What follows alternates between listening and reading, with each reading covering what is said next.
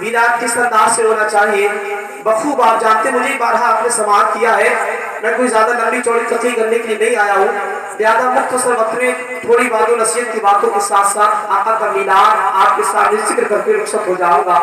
ذرا ایک مرتبہ سارے لوگ مل کر درود پاک پڑھ لیں، بابا سے بلند پڑھیں، الصلاۃ والسلام علیک یا رسول اللہ۔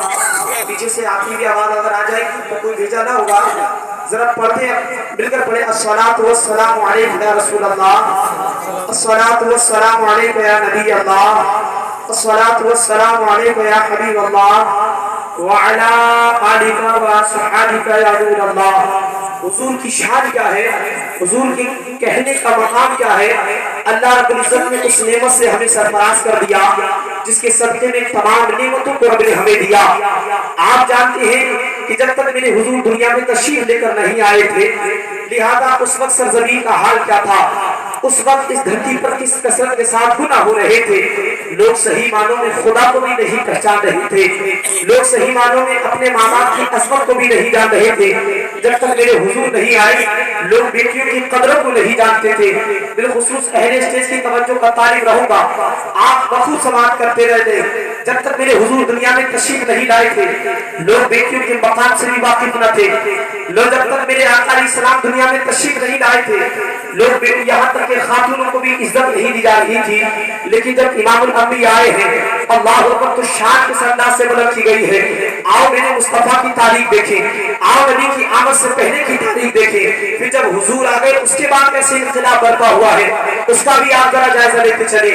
میرے حضور کی آمد سے پہلے، مدینے والے مصطفیٰ کی آمد سے پہلے وہی مکے کی دھرتی ہے جہاں پر خانہ کعبہ ہے، وہی مکے کی وہ دھرتی ہے جہاں پر زمزم کا کنواں ہے، وہی وہ مکے کی دھرتی ہے جہاں صفا مروا کی مقدس یہاں تک کہ پہاڑیاں ہیں، وہی یہاں تک کہ وہ مکے کی دھرتی ہے جہاں پر مقام ابراہیم ہے، وہ مکے کی سرزمین جہاں پر انسان جانے کے لیے تڑپا کرتا ہے، وہ خانہ کعبہ جو تمام مومنین کا قبلہ ہے۔ لیکن دیکھو میرے نبی کی آمد سے پہلے اس قبلے کا بھی حال کیا تھا، اس کے اندر 360 لوگ نصب کیے ہوئے تھے۔ میرے نبی کی آمد سے پہلے کالے گورے کا لوگ امتیاز برتیا کرتے تھے۔ میرے نبی کی آمد سے پہلے زنا کا بازار گرم تھا، یہاں تک کہ چوری عام ہو چکی تھی، زنا کاری بھی عام ہو چکی تھی۔ اللہ اکبر، آپ ذرا غور و فکر کریں پیارے، میرے حضور کی آمد سے پہلے کالے گورے کا امتیاز بڑھتا جاتا تھا، لوگ اپنی بیٹیوں کو زندہ درگور کر دیا کرتے تھے۔ جب کسی یہاں تک کہ انسان کی بیوی کا انتقال ہو جاتا یا پھر کسی یہاں تک کہ خاتون کا، اللہ اکبر، انسان جب کسی شوہر کا انتقال ہو جاتا تو پیارے لوگ اس خاتون کے ساتھ کیا کام کیا کرتے تھے، لوگ اس کو منحوسہ سمجھا کرتے تھے، اس کو منحوس انداز سے سمجھا کرتے تھے، اس کی عدت گزارنے کا طریقہ بھی لوگوں نے شرمناک کر رکھا تھا۔ کیسا شرمناک کر رکھا تھا، لوگ اس کو منحوسہ سمجھے کرتے تھے اور اس کی عدت گزارنے کے لیے میرے حضور کی آمد سے پہلے لوگ تعمیر مکان میں بند کر دیا کرتے تھے، بستی سے دور کہیں لے جایا جاتا تھا اور ایک سال تک پخانا پیشاب کے لیے پانی تک نہیں دیا جاتا تھا، ایک سال بغیر نمک کے کھانا اس خاتون کو کھلایا جاتا تھا۔ ایسا ماحول مکے کی دھرتی پر پایا جا رہا ہے۔ میری حضور کی آمد سے پہلے جب اس خاتون کے یہاں تک کہ اس کی عدت پوری ہو جاتی تو پھر لوگ اس کے ساتھ سلوک کیا کرتے تھے، لوگ ایسا سلوک کیا کرتے تھے پیارے کہ اس کو گدھے کی ننگی پیٹھ پر بٹھاتے تھے اور بٹھانے کے بعد اس کے چہرے کو کالوں سے پوت دیا کرتے اور پوتنے کے بعد یہاں تک کہ اس کی گود کو مینگنیوں سے بھر دیا کرتے اور مینگنیوں سے بھرنے کے بعد جب اس کی عدت پوری ہوتی تھی تب یہ کام کیا جاتا تھا اور سارے شہر کے اندر گشت کرایا جاتا تھا۔ جب وہ خاتون گزرا کرتی تھی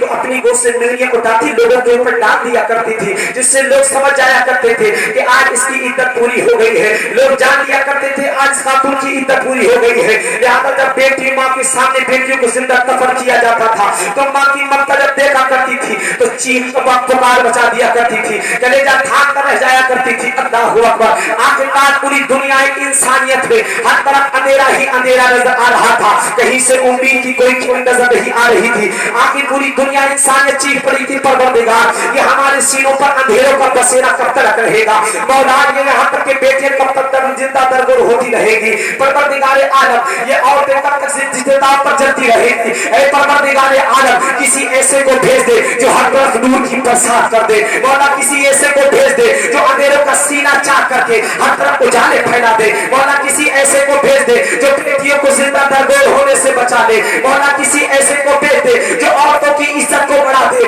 مولا کسی ایسے کو بھیج دے جو ہر طرف کرم کی برسات کر دے۔ آخر دنیا انسانیت کی التجا قبول ہوئی ہے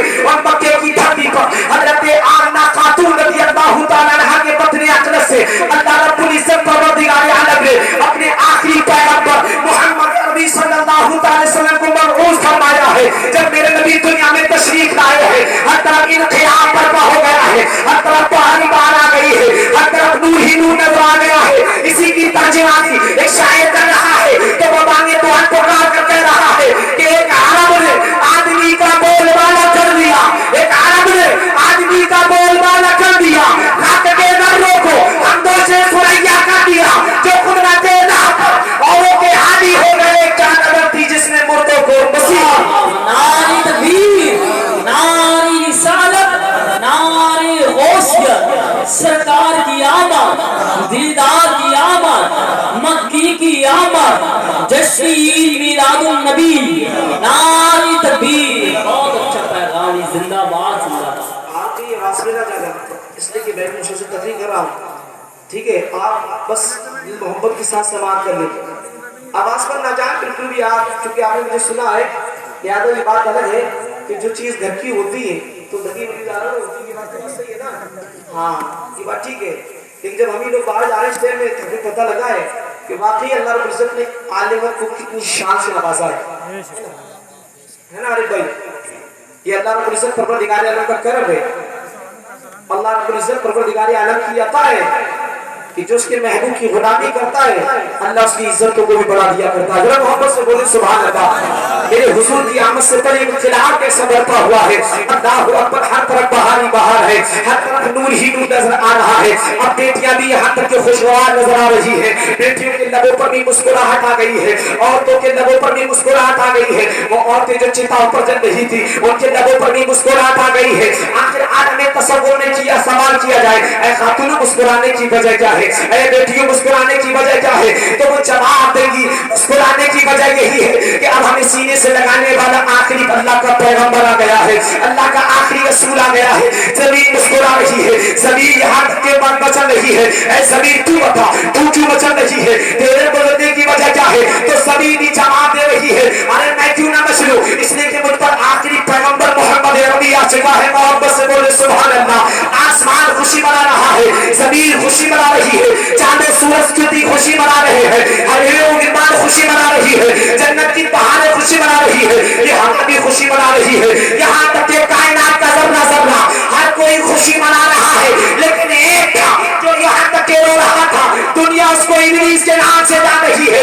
آج بھی جب ماہ ربیع النور کا چاند نظر آتا ہے تو سارا جہاں خوشیاں مناتا ہے. ساری کنٹریوں مطلب اسلام کے ماننے والے آمد مصطفیٰ پر خوشی کا اظہار کرتے ہیں. آپ پڑھتا کے چلے جائیں جیسی عالم نور کے مہینہ آتا ہے اسی 12 تاریخ کو جیسا جلوس یہاں اٹھ رہا ہے وہاں